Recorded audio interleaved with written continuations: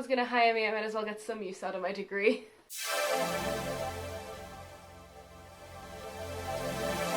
This video is derived from my dissertation, which was about online platforms and the language used there and how that language is used to construct communities. I've done a little bit of talking about this on my TikTok, but I wanted to sort of isolate and slightly edit some of the parts where I talk about YouTube. If you want a more in-depth look at how I put study together, or you want to know what the other platforms looked like or what my results were, leave a comment or leave a like and maybe I'll do something else similar to this in the future. But today we're sticking specifically to my findings and my observations on YouTube.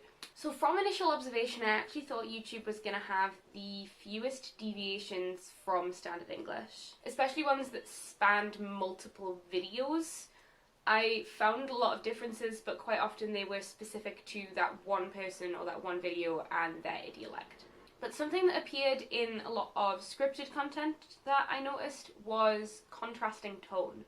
So a video might start in an informal tone, but pepper in some bits of formal language to foreground a point or for comedic effect. And that happened the other way around too. A video might start with a really formal tone, but move to some more informal tone or to some jokes. And that helps to foreground specific points. Something else that was interesting with YouTube was the difference between how they treat profanity and the conventions on other platforms surrounding profanity. So YouTube actually had inverted practices to TikTok. So in TikTok videos you might hear the word, but it'll be blanked in the on-screen text.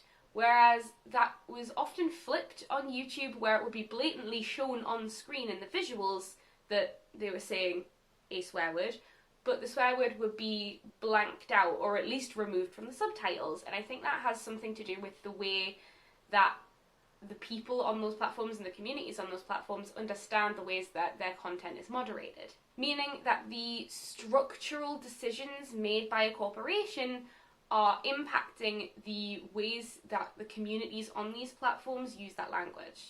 I would love to be able to go into a much deeper dive on this, but a lot of that is TikTok data. Something else that's interesting about YouTube as well is the moves that are often found at the beginning and end of videos. So there's a big study done a while ago that I referenced about YouTube beauty gurus and the moves that they make throughout their videos. Common opening move is a signature greeting. Think Hank and John Green's "Good morning, John" or "Good morning, Hank." Or think Tom Scare's "Hey you." This is often either replaced by or followed by a description of the video to come, kind of an abstract. They can reference the title or subvert the title, but it usually gives sort of the thesis statement of the video, and that's to grab the audience as you start. Another convention might be a closing move like a goodbye, or a call to action like subscribe. An interesting thing is that these calls to action are often more subtle than a straight up "please like and subscribe." It might be presented as sarcasm, like when Jenna Marbles used to end her videos with a loud "subscribe." Or a verbal call to action might be replaced by a subscribe button or just the word on screen. And the study I read suggested that that is to distance themselves from that call to action, to appear less desperate for likes, shares and subscribers.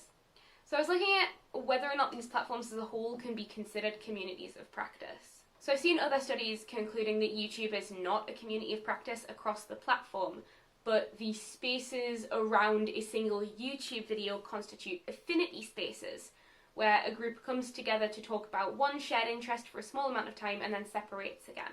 So it could be argued that YouTube as a whole is not its own community, but a set of smaller shared spaces where affinity groups come together and separate again. But I did find from my study that a lot of the language and conventions of YouTube and that are unique to YouTube spread across videos, across subcultures, and that there was a correlation between the extent to which people self-reported being members of a YouTube community and the language that they used in all areas of the internet. So obviously, small study, not a whole lot of data, but it does suggest that there is more community to the wider YouTube platform than a lot of these studies consider. And the last thing I want to talk about is referential language. So YouTube is full of it, full of memes, full of referential language, and it's clearly used as a gatekeeping tool to establish who is in-group and who is out-group, and as a tool for establishing and maintaining a group culture. And the fact that these memes evolve through ironic use and intersection with other memes means that only active users can fully participate in the culture. So all this swearing and referential language use suggests that people are trying to signal that they are a part of the in-group of the YouTube community, which does show an awareness of YouTube being a distinct group. And it shows that people want to be part of the in-group and signal that they are part of the in-group, rather than the out-group. So there is still some argument to be had that YouTube is a community of practice and not a disparate group of affinity spaces. And I think YouTube language used to be a lot more distinct from the day-to-day, and especially with the rise of video essayists and educational YouTube, it's becoming a little bit more closely tied to the standard, particularly the academic standard. But there is still a lot of variation to be found, and I was surprised by how much I ended up finding in my study. And there's still a lot more to do to figure out what the heck is going on with internet English, and whether internet English is even really a single thing, or whether every platform has its own little idiosyncrasies. Right, time for one of my closing moves, drawing tomorrow's video from the box. The newlywed game. I'm gonna see if Matt's okay with doing this. But this should be fun. I have a little variation on it. So I'll see you tomorrow for that, and happy VEDIM!